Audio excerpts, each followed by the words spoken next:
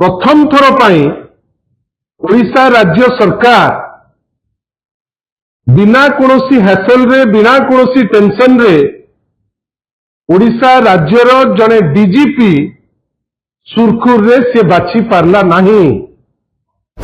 और माननीय देशर सर्वोच्च न्यायालय जार जजमेंट होची लॉ ऑफ द लैंड सी गोटे माने इंस्ट्रक्शन देबे जे 18 पूर्व आपण ए जिनस को क्लोज करि परिबे नहीं।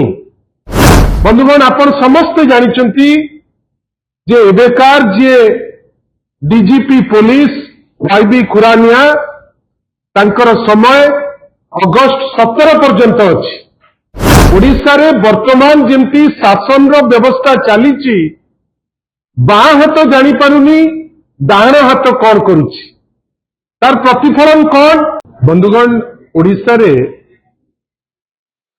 गोटे विरल रेकर्ड हवाकू जाउछि और यही विरल रेकर्ड पुणी को संदर्भ रे ना ओडिशा डीजीपी अपॉइंटमेंट क्षेत्र रे बोध हुए इतिहास रे एटा प्रथम थर हैला। एई खेल रे तो मैटर सब जुडिस अछि किंतु विभिन्न समय रे से प्रोसीजरल लैप्स हो से इंटीग्रिटी इश्यू हो किंबा अन्यान्य जेकोसी भी बाट हो वर्तमान प्रथम थर पर ओडिशा राज्य सरकार बिना कोनोसी हैसल रे बिना कोनोसी टेंशन रे ओडिशा राज्यर जने डीजीपी सुरखुर रे से बाछि पारला नहीं।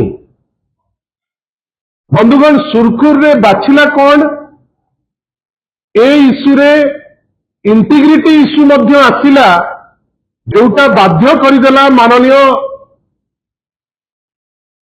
सुप्रीम कोर्ट को या दिहरे इंटरव्यून करबा पाई सेटा मध्य ओडिशा पाई गोटे अत्यंत विरल इश्यू। आगुरु मोर जानकारी बोधे आपण माने मध्य समस्त ज्ञानी गुणी एमिति केबे हेई नहीं जे गोटे लिस्ट दिया हिची आउ परवर्ती अवस्था रे ताकू पुणी गोटे नुआ सेटअप ना देइचे आउ माननीय देशर सर्वोच्च न्यायालय जार जजमेंट होची लॉ ऑफ द लैंड सी गोटे माने इंस्ट्रक्शन देबे जे 18 पूर्व आपण ए जिनस को क्लोज करि परिबे नहीं। बंधुगण आपण समस्त जानिचंती जे एबेकार जे डीजीपी पुलिस वाईबी खुरानिया तांकर समय अगस्त 17 पर्यंत अछि। अगस्त 18 जे जदि कोनोसी स्टैंड निया गला नहीं ओडिशा पाई गोटे हेल्दी साइन बेली ताकू कही हबो नहीं। बंधुगण मु जेतेबेले डीजीपी कथा कहूची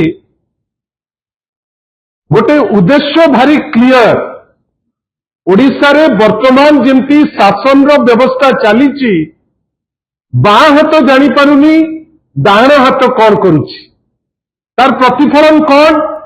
तार प्रतिफलन होची उपमुख्यमंत्री श्री कनकवर्धन सिंहदेव आज जो प्रकार भर्सना करुथांती हॉर्टिकल्चर ऑफिसर को गोटे जिनस सी प्रमाण करिया को चाहूतिले जे ऑफिसर माने तमे किछि नुह आमे होचु गवर्नमेंट एटा तो वास्तवता। केवी सिंहदेव तो किछि नुआ जिनस कहू नांती एटा कौन सूचौची एटा सूचौची जे एक्जिस्टिंग डिस्पेंसेशन रे जो माने ऑफिसर्स अछंती से माने वरिष्ठ मंत्री को कथा तो छाड़ केवी सिंहदेव परी मंत्री से माने मंत्री को खातिर करूनांती जोथि पाई मंत्री हुंतु मुख्यमंत्री हुंतु किंबा अन्यान्य जो माने भी अछंती सेमानको मन भितरे प्रबल वेदना अच्छी जो वेदना बेले बेले कोर्ट माध्यम रे आमे देखुचे बेले बेले आमे देखुचे ଯେତେବେଳେ ଉପମୁଖ୍ୟମନ୍ତ୍ରୀ ପରି ଜଣେ ସିନିୟର ମନ୍ତ୍ରୀ ସେ ଭର୍ସନା କରୁଛନ୍ତି ନା ନେଇକିରି, ସେ ପୁଣି ଜଣେ ଡାଇରେକ୍ଟର କୁଆଡେ ତାଙ୍କୁ କହିଛନ୍ତି, ଡାଇରେକ୍ଟର କି କମିଶନର, ଯେ ଆପଣ ଯାହା ଚାହିଁବେ ଆମେ ସବୁ ଦେଇଦେବୁ। କଣ ଚାହୁଁଛନ୍ତି, କଣ ଦଉଛନ୍ତି ଆମେ ତ ସେଠି ନଥିଲୁ, ଆମେ ଜାଣିନୁ। କିନ୍ତୁ ମନ୍ତ୍ରୀ ମହୋଦୟ ଯାହା ଆକ୍ସନ ତାଙ୍କର ଦେଖାଉଥାନ୍ତି, ଲାଗୁଥିଲା ସେ ଅତି କ୍ଷୁବ୍ଧ, ଲାଗୁଥିଲା ତାଙ୍କର କଥା ଅଫିସର ଶୁଣୁନାହାନ୍ତି, ଲାଗୁଥିଲା ଅଫିସର ମାନେ ତାଙ୍କ ସିଏ ଯାହା ଚାହୁଁଛନ୍ତି ସେଟା କରୁଛନ୍ତି, ମନ୍ତ୍ରୀ ଯୋଉଟା ପ୍ଲାନ କରୁଛନ୍ତି ସେ ତାକୁ ଖାତିର କରୁନାହାନ୍ତି। এই ଦୁଇଟି ଜିନିଷ ସୂଚାଉଛି ଡିଜିପି ସିଲେକ୍ସନ ହଉ, ଯୋଉ ରାଜ୍ୟରେ ଡିଜିପି ଗୋଟେ ତୁମେ ବାଛି ପାରିଲ ନାହିଁ, ଯୋଉଟା ଅଗଷ୍ଟ 7ରୁ ସରିବା କଥା, ଆଇନ ଶୃଙ୍ଖଳା କଣ ତୁମେ ଦେଖିବ ମୋ? ଯୋଉଠି ତମର ଯୋଗ୍ୟତା ନାହିଁ ଯେ ତମେ ଗୋଟେ ଡିଜିପି ସୁରଖୁରରେ ବାଛିଦବ, ଯୋଉଠି ବାଛିଲା ବେଳେ କୌଣସି ଆନୋମାଲି ହବନି, ପ୍ରୋବ୍ଲେମ ହବନି, ତୁମେ ସେ କ୍ଷେତ୍ରରେ ଫେଲ ମାରୁଛ, ତୁମେ କଣ ଆଇନ ଶୃଙ୍ଖଳା ଦେଖିବ?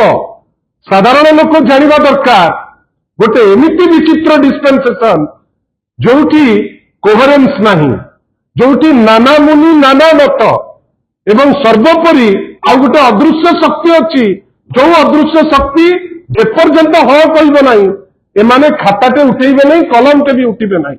ଯାହାର ପ୍ରତିଫଳନ କଣ? ଆଜି ଡିଜିପି ପ୍ରଥମ ଥର ଇତିହାସରେ ଗୋଟେ ରାଇଟ୍ ଟାଇମରେ ଡିଜିପି ଆମେ ଗୋଟେ ପାଇଲେ ନାହିଁ। ଅନ୍ୟପଟେ ଆମେ ସମାନ ଦିନ ଦେଖୁଛେ ଉତ୍କ୍ଷିପ୍ତ ଅଛନ୍ତି ଉପମୁଖ୍ୟମନ୍ତ୍ରୀ। କାହିଁକି ନା ତାଙ୍କ କଥା କେହି ଶୁଣୁନାହାନ୍ତି, ସେ ବାଧ୍ୟ ହେଇକିରି କହୁଛନ୍ତି ଭରା ସଭାରେ ହର୍ଟିକଲଚରିଷ୍ଟ ଯୋଉମାନେ ଯେ ଆଇ ଏମ୍ ଦି ଗଭର୍ଣ୍ଣମେଣ୍ଟ, ଆପଣ ଗଭର୍ଣ୍ଣମେଣ୍ଟ ନୁହେଁ। କେତେ ଦୁରବସ୍ଥା ଏ ସରକାରର, ଏ ଗଭର୍ଣ୍ଣାନ୍ସ ମୋଡର ଆପଣ ମାନେ ଏଠୁ ଦେଖନ୍ତୁ।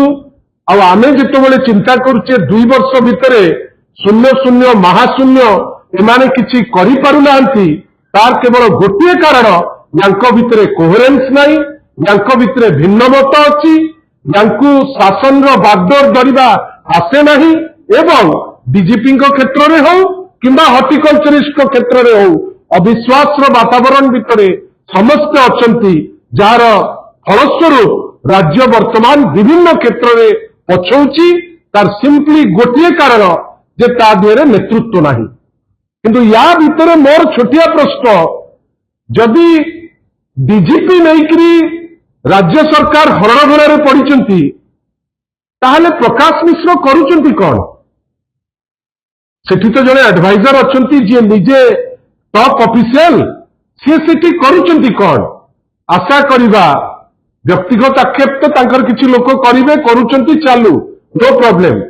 କିନ୍ତୁ ଆଟଲିଷ୍ଟ ଏ କ୍ଷେତ୍ରରେ ସେମାନେ ଉତ୍ତର ଦେବା ପାଇଁ ଯଦି ଜୁ ଥିବ, ତାହେଲେ ଆମେ ଖୁସି ହବୁ ଯେ ରାଜ୍ୟ ସ୍ୱାର୍ଥରେ ତାଙ୍କର ସାହସ ଅଛି ଉତ୍ତର ଗୋଟେ ଦେବା ପାଇଁ। ଧନ୍ୟବାଦ, ନମସ୍କାର। दर्शक बंधु, जदि आम खबर भिडियोटी आपको भल लगी थाए तेबे आम चैनल को सब्सक्राइब, फॉलो एवं लाइक करने पाई बिल्कुल भी भूलंतु नहीं। हाँ दर्शक बंधु, आपण अन्य बंधु मानक शेयर निहाती करंतु। धन्यवाद, नमस्कार।